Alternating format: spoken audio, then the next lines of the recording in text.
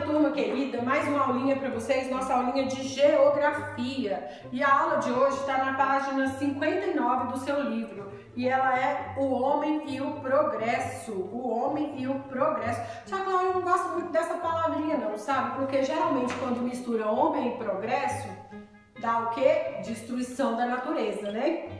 Já a Cláudia falou muito sobre isso, então vamos ver o que o nosso livro fala para vocês hoje? O seu livrinho começa aí na página 59 mostrando para vocês a diferença entre uma cidade antiga e uma cidade nova. Lá, algumas aulas para trás, a Cláudia mostrou para vocês um vídeo sobre as cidades antigas e as cidades novas. Vocês estão lembrados? Nós falamos sobre isso na aula de história, né? Tempos antigos, tempos agora, e vocês puderam dar uma olhadinha no como era antigamente e como é hoje. Da mesma forma, o seu livro traz aí para você, olha, uma cidade como ela era antes, né, bem antes, e uma cidade como ela é agora. A nossa fadinha da edição vai fazer a mesma coisa para vocês. Vai mostrar aí algumas imagens de cidades antigas com as cidades novas enquanto o Tia Cláudia vai lendo, tá bom? Ouvido atento e olho na tela. Vamos lá? Há poucos anos, a vida não era tão prática como hoje. Muitas coisas mudaram por causa das pesquisas e do desenvolvimento das tecnologias. Através do progresso da tecnologia, todos os setores evoluíram e se desenvolveram até hoje. Essa palavra, assim, evolução, chega dói, assim, na cacundinha da Tia Cláudia, sabe por quê? Porque até hoje essa palavra não veio dissociada de destruição ou degradação da natureza, né? Então ela me causa ainda um certo medo. Mas fazer o que, né? Faz parte da vida. Então vamos lá? Vamos ver o que o nosso livro faz pra gente? Assim aconteceu na indústria, né? Se vocês prestarem atenção, olha só como que era um carro, o primeiro carro, os primeiros carros fabricados, olha como eles eram lindos, não é? Uma gracinha. Agora, olha os carros modernos, os carros de hoje. Tá vendo a diferença? Então você consegue perceber que a indústria evoluiu muito, né? Já pensou se a gente estivesse por aí dando uma voltinha na cidade com um carro lindo desse aqui de antigamente? Difícil, né? Imagina. Nos transportes, né, conforme você viu a imagem dos carros, você viu que tanto a indústria que fabrica o carro, quanto os próprios carros melhoraram bastante, né? Antigamente nós nem tínhamos transporte público, os transportes públicos eram feitos através dos bondes, né? Olha a imagem aí de um bonde como era. Hoje em dia nós temos ônibus articulados aí que são 3, 4 vezes o tamanho de um bonde, certinho? Evoluiu bastante, não evoluiu? Nós temos também os comércios. Lá na época do meu pai, você chegava no supermercado, né? Nem tinha supermercado, mas você chegava na venda, né? Deixa uma imagem de uma venda aí pra nós, Fadinha. E falava assim, moço, hoje eu quero 1 litro de leite, um saco de açúcar, um saco de arroz. E era saco mesmo, grandão, sabe? Não era assim igual a gente compra de pacotinhos. E ele entregava as mercadorias pra pessoa e agora você falava assim, põe na conta. Ok, ele ia lá na cadernetinha dele e anotava ali tudo que você comprou e pronto, gente. Funcionava que era uma maravilha. Quando era no final do mês que a pessoa recebia o salário dela, ela ia lá e pagava tudo. A continha dela, sabe, não ficava devendo. Todo mundo confiava em todo mundo. Você acha que isso acontece hoje? Conta pra Tia Cláudia. Não, né, gente? Hoje nós temos o famoso dinheiro de plástico. Ninguém mais confia em ninguém. É assim, né? Você passa o cartão. Funciona quase do mesmo jeito. Você passa o cartão ali, mas paga depois, entendeu? Mas tem que pagar. Hoje em dia não funciona igual antigamente. Meu avô falava assim que um fio de barba era a assinatura do contrato. Hoje em dia, difícil, né? Nas comunicações. Nós percebemos aí também o avanço nas comunicações. Antigamente nem tinha telefone. Vocês sabem disso, não sabem? Ou se tinha, era aqueles antigos, assim, a manivelas ainda, né? Hoje em dia não, nós temos aí os celulares transparentes, né? Que chegaram agora, a novidade do celular transparente, o celular dobrável, é isso mesmo. A Cláudia ficou assim, apaixonada no celular desses novos aí que saiu. Mas ele é tão novo, mas tão novo que o preço dele eu nem sei qual é, gente. Vocês acreditam? Pois é. Vamos lá. Então, olha só. A indústria. Antigamente o homem Para sobreviver, produzia tudo com as próprias mãos, eram as manufaturas. A vida não era tão fácil. Esse processo manual recebia o nome de produção manufaturada ou artesanato. Isso mesmo, manufaturado ou artesanato. Tudo era feito à mão. Do tecido das roupas até os calçados era feito à mão, ok? O tempo foi passando e começou uma verdadeira revolução. O homem foi desenvolvendo máquinas para facilitar a vida no dia a dia. Foi a Revolução Industrial. Daí em diante, quase tudo que é extraído da natureza e transformado por máquinas é industrializado. Isso mesmo. Hoje em dia, toda matéria-prima que é retirada da natureza é industrializada.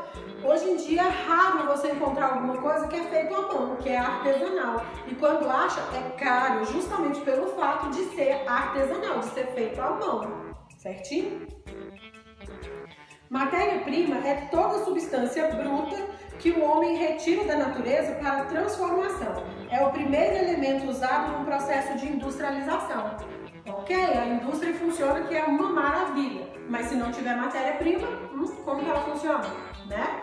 Por exemplo, a indústria de calçados. Nós aprendemos lá no começo das aulas, né, de geografia, nós aprendemos o que era matéria-prima, vocês lembram? O couro, os recursos, né, que a natureza oferecia pra gente. Nós aprendemos que o couro serve para fabricar calçados e roupas, mas o animal é criado lá no campo, abatido, e aí sim esse couro vai para a indústria. E se não tiver o couro, como que a indústria funciona? É isso que o seu livro está falando para você, que as matérias-primas são essenciais para o funcionamento das indústrias, ok? Um está interligado ao outro. Veja os exemplos. Então, eu vou deixar aí no quadro para vocês o exemplo que o seu livro dá, ok? Vamos lá. O homem plantou milho, colheu-o e levou para a fábrica, que então o industrializou, transformando-o em farinha de milho. Portanto, o milho é uma matéria-prima, viram? Lembra? Faz associação na sua cabecinha com as aulas passadas de geografia, quando a gente aprendeu sobre os recursos que a natureza oferece pra gente, lembra? Isso mesmo. A farinha de milho é o produto industrializado, mas nós sabemos também que além da farinha de milho, nós temos o amido de milho, né, que é a maisena, e nós temos o milho em lata, que também são produtos industrializados.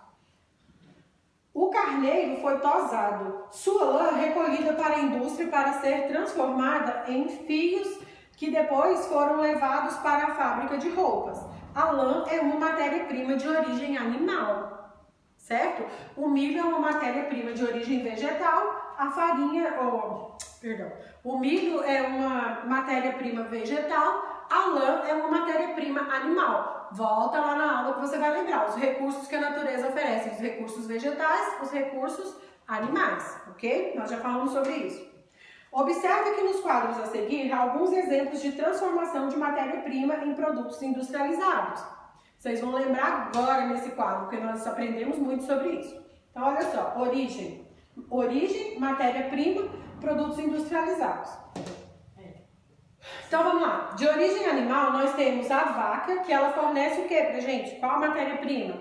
Carne, leite, couro e ossos. Sim, eu sabia que nós usamos os ossos da vaca também para fazer ração para cachorro, para fazer artesanato.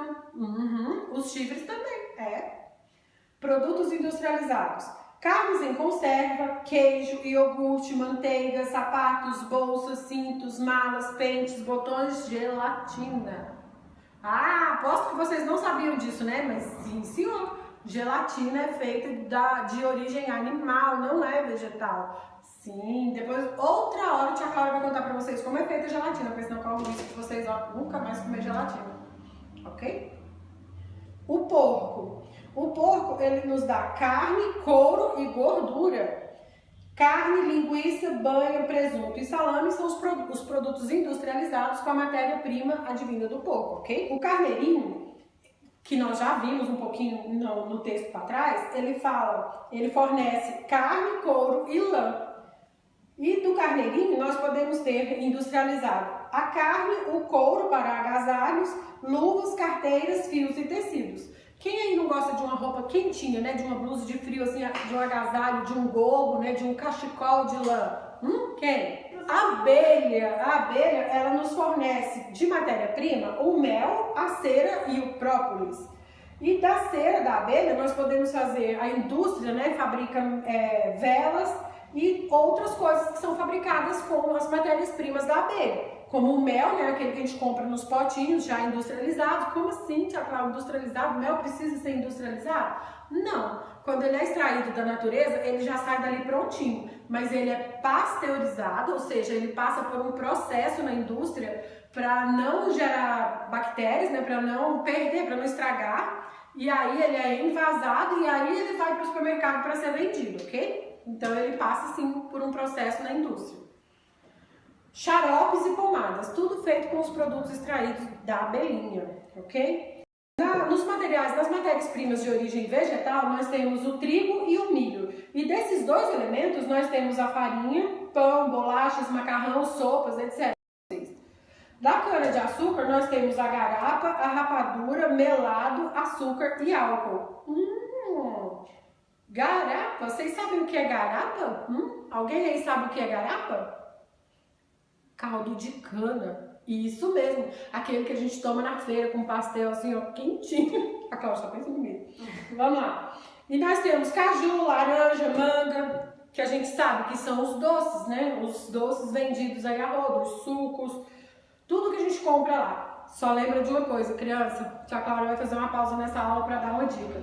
Todo suco que você puder fazer na sua própria casa é muito mais saudável para você do que aquelas caixinhas lá no supermercado, ok? Dica boa da Tia Cláudia. E o algodão. O algodão nós temos fios, tecidos e óleo comestível. Tia Cláudia, mas algodão faz óleo? Sim, algodão faz óleo. Além do óleo de algodão, nós temos o óleo de girassol, nós temos o óleo de semente de uva, nós temos óleo extraído de diversas sementes, ok? O algodão é uma delas. Nessa página aí, logo abaixo, você tem alguns exemplos de alimentos produzidos com essas matérias-primas que nós estudamos até aqui. Você tem aí pipoca, hambúrguer, pães, bolos, né, que são fabricados com o trigo e o milho. Nós temos carnes que são na pizza e no hambúrguer, que são de origem animal. Então, é um exemplo de coisas que você pode fazer com essas matérias-primas, tanto animal quanto vegetal, que nós falamos até aqui.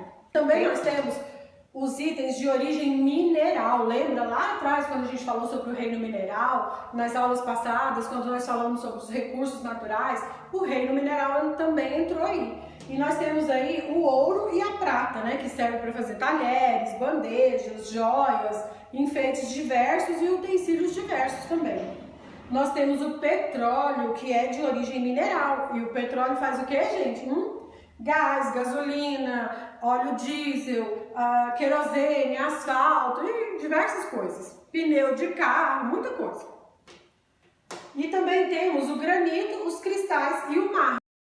Com essas pedras que são feitas as pias, as mesas, as calçadas, os pisos e os enfeites de casa. Eu, por exemplo, tenho um vaso de mármore que eu amo para colocar planta. O único, porém, do meu vaso lindo, maravilhoso, é que ele é muito pesado. Para mudar ele de lugar, eu tenho que chamar 2 pessoas para me ajudar. Mas é lindo. Então, olha só. Veja o caminho de uma outra matéria-prima. O leite vai estar aí no quadro para vocês acompanharem, tá? O leite, desde sua origem até as nossas mãos. Primeiro, o leite é extraído, né? É tirado lá na fazenda. Depois, esse leite segue de caminhão até a indústria. Lá na indústria, ele vai ser embalado. Olha lá para vocês verem, ó. Ele vai ser embalado. E depois ele vai ser tratado e levado para os pontos de venda, onde vai vender. Quando a gente chega lá na padaria, a gente compra aquele leite fresquinho assim, na caixinha. Fresquinho na caixinha. Entenderam, né? Então, mas é um leite maravilhoso, pasteurizado, livre de bactérias, ok? Prontinho para o nosso consumo. Os minerais também são industrializados. O ferro é extraído bruto da natureza, depois é transformado em aço e várias fábricas fazem muitas peças com ele. O ferro é uma matéria-prima mineral, nós já aprendemos sobre isso, não já? Os trabalhadores da indústria são chamados industriários, os donos das indústrias são chamados de industriais. As fábricas existentes no município formam o seu parque industrial. Em Goiás, nós temos um parque industrial, vocês sabiam? Nós temos o Parque Industrial de Anápolis. O que é isso? Uma área todinhas onde só tem indústria, ok? Lá não tem casa, não tem pessoas que moram lá só tem as indústrias. Mas eu sei que além do Parque de Anápolis, nós temos outros espalhados por aí. Tia Cláudia não sabe onde, mas tem.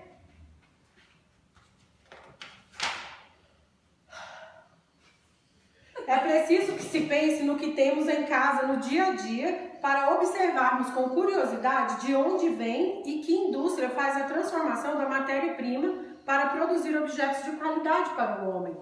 Então dá uma voltinha aí na sua casa. Você vai ver que na sua geladeira você tem produtos industrializados feitos com carne bovina, produtos industrializados feitos com carne suína, você tem produtos feitos com milho, com soja, com algodão, com lã, tem diversas coisas aí na sua casa que foram industrializados primeiro para depois chegar na sua casa.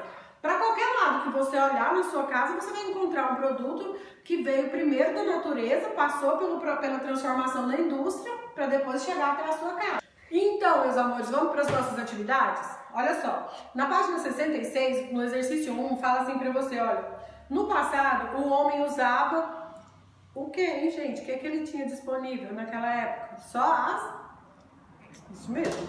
Para plantar e transformar o que, gente? O que ele precisava, é óbvio, né? Qualquer coisa que ele precisasse, ele tinha que fazer com as próprias mãos, porque lá em 1900 Guaraná com óleo não tinha indústria, não tinha fábrica, não tinha ninguém para fabricar nada para ele. Ele tinha que criar com as próprias mãos tudo que ele precisava. O produto resultante desse processo manual se chamava produto, nós falamos no texto passado, era o que, gente? Era feito com as mãos, então ele era manufaturado, né? Ou artesanal. Foi moleza o exercício 1, não foi? Tia Cláudia ajudou. Agora vamos ver se você consegue fazer o 2. Olha o exercício 2. Responda. O que é matéria-prima? Fácil, né, gente? Volta aí umas paginazinhas, leia o texto novamente e descobre para a tia Cláudia o que é matéria-prima. Responde aí. Na letrinha B, quais são os locais onde são transformadas as matérias-primas da natureza? Lembra que a tia Cláudia falou? Matéria-prima sai lá do campo, vamos supor, né? Sai lá do campo e passa por onde, hein, gente? Isso mesmo. E o exercício 3 fala assim, no quadro abaixo, dê exemplos de matéria-prima. Então tem aí animal, vegetal e mineral. Escreve para a tia Cláudia 3 exemplos de cada um, tá? De matéria-prima animal, vegetal e mineral, beleza? 3, hein? Não esquece. O exercício 4 fala para você fazer o seguinte, aponte o tipo de matéria-prima dos seguintes produtos. O chocolate. De que é feito o chocolate, hein, gente? Ele é vegetal? Ele é mineral ou ele é animal? Chocomundo apresenta o mundo do chocolate.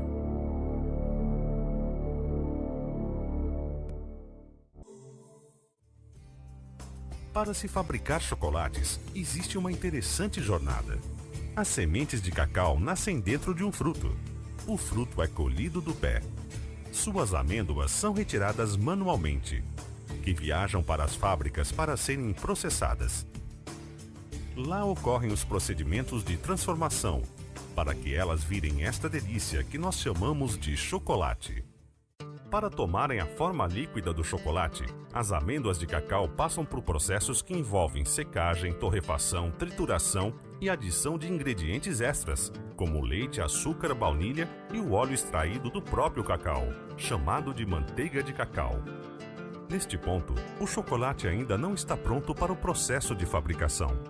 É necessário que se torne uma massa fina e homogênea, fundamental para que se atinja a qualidade e o sabor. Esta importante etapa é chamada de conchagem e pode durar muitas horas e até dias. Os bombons recheados, também chamados de pralinés, partem da preparação do recheio, que recebem cobertura de chocolate ainda na forma líquida. Tabletes de chocolate são feitos de forma diferente. São utilizadas formas conhecidas como moldes, que recebem o chocolate em partes iguais em cada uma de suas cavidades. Neste ponto, podem ser adicionados recheios como castanhas, crocantes, flocos e outros tantos deliciosos tipos que conhecemos. Outro bombom especial e muito saboroso é chamado de trufa. Observem, chocolates podem ser moldados de várias maneiras. Tudo vai depender dos diferentes formatos dos moldes e da criatividade de quem fabrica. Um sistema de sucção a vácuo faz com que se ajustem perfeitamente, tomando a forma exata das matrizes. Ainda quente, o plástico tem que ser resfriado. Os moldes passam então por uma inspeção visual, para garantir um bom nível de qualidade. E agora, vamos ao chocolate. Esta máquina que contém barras derretidas é chamada de temperadeira. Ela mantém o chocolate em movimento e aquecida a 40 graus centígrados, por meio de água quente.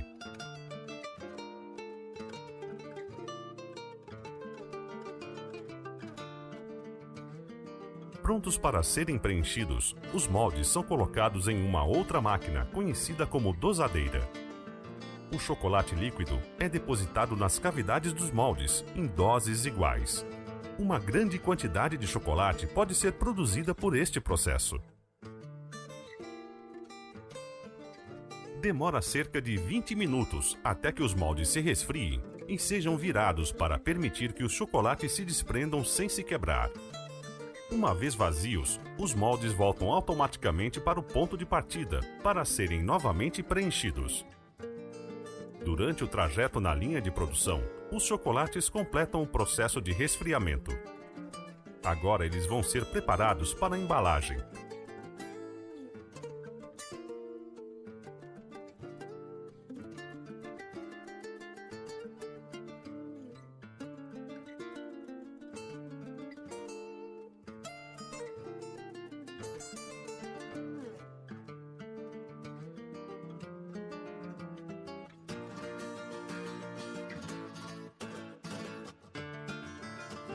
A embalagem depende da preferência dos consumidores. Podem ser colocados em caixas ou embrulhados para serem vendidos em embalagens pequenas.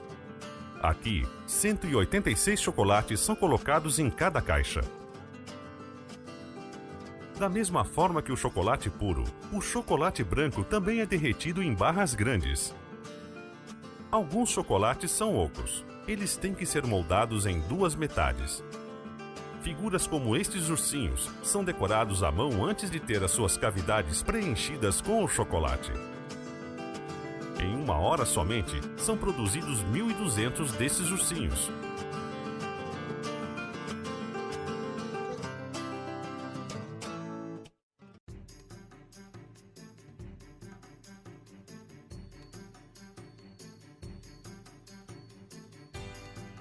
A montagem é feita por meio da junção das duas metades, em uma máquina giratória conhecida como centrífuga ou planetária. Os moldes giram por 5 minutos em várias direções, para que o chocolate líquido não se concentre em nenhuma parte específica do molde. Depois disso, eles também são resfriados por cerca de 20 minutos, para que possam ser desenformados. Agora eles estão prontos para serem encaminhados para a embalagem. Então, olha só, o lápis é feito com 2 tipos de matéria-prima. Quais são? O lápis que a gente usa é feito de quê, hein, crianças? Coloca aí pra mim, de qual matéria-prima? Lembra, o lápis é feito com 2 matérias-primas diferentes.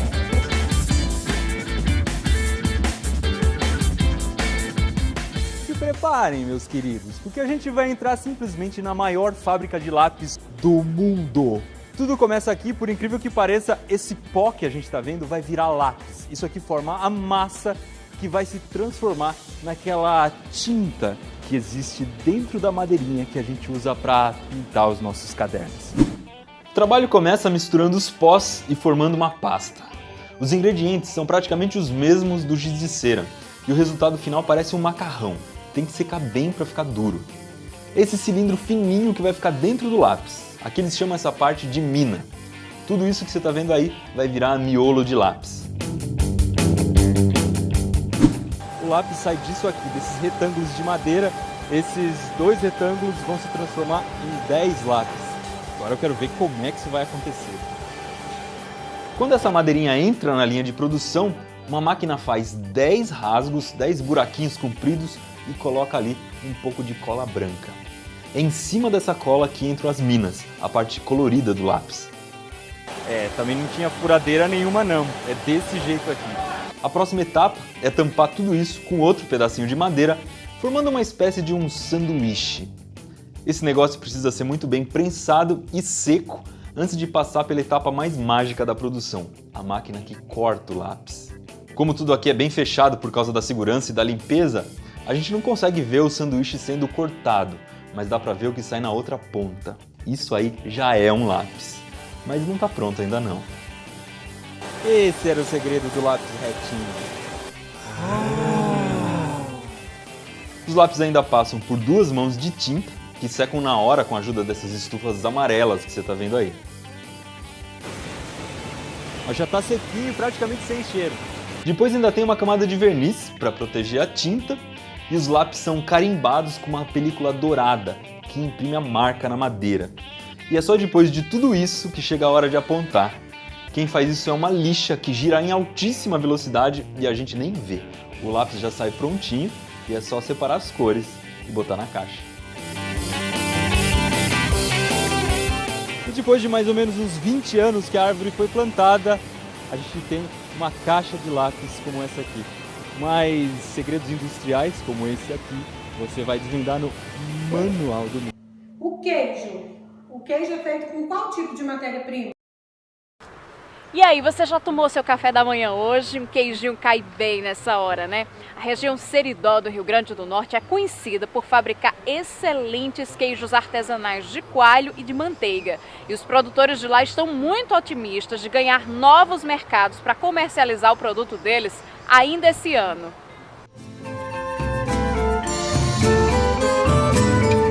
É de dar água na boca. Uma expressão para lá de comum no Nordeste pode definir bem o sabor do queijo artesanal da região do Seridó Potiguar. Mas será que tem um segredo para essa delícia? Trabalhar com amor, né, e carinho, que no fim dá um bom produto. Amor que ela vive todos os dias para fazer o queijo de coalho, na comunidade Barra da Espingarda, zona rural de Caicó. Primeiro separa a coalhada do soro, depois esfria e coloca sal. 5 colheres são suficientes para 50 litros de leite. O próximo passo é a prensagem, feita com madeira da região, o pau d'arco. Passada meia hora, vira e em poucos minutos o queijo artesanal está pronto para o consumo. Olha que delícia, não deu água na boca? O açúcar. Os móveis da sua casa. Os móveis da sua casa também são feitos, podem ser feitos com 2 tipos de matéria-prima, hein? Fica de olho aí. Dica da tia Clau, hein? Tem sofá que é de couro. Não é só de madeira e tecido. Tem sofá que é de couro. E aí? Qual que é essa outra matéria-prima? Então, e o sapato? Os sapatos que nós usamos, ele também pode ser feito de mais de uma matéria-prima, ok? Olho vivo para não deixar passar essa dica da tia Clau. Exercício 5. Veja a matéria-prima e escreva 2 produtos industrializados fabricados a partir dela. Então nós temos a forma de petróleo, é aqueles lugares que extraem o petróleo que está no fundo do oceano. Então conta para a tia Clau, eu quero 2 produtos industrializados fabricados a partir do petróleo, ok? Na segunda imagem, nós temos aí ouro, 2 produtos fabricados com ouro, ok? Na terceira imagem, nós temos o algodão e na quarta imagem, nós temos o milho. Então, coloca aí para a tia Clara 2 produtos fabricados com cada, ok?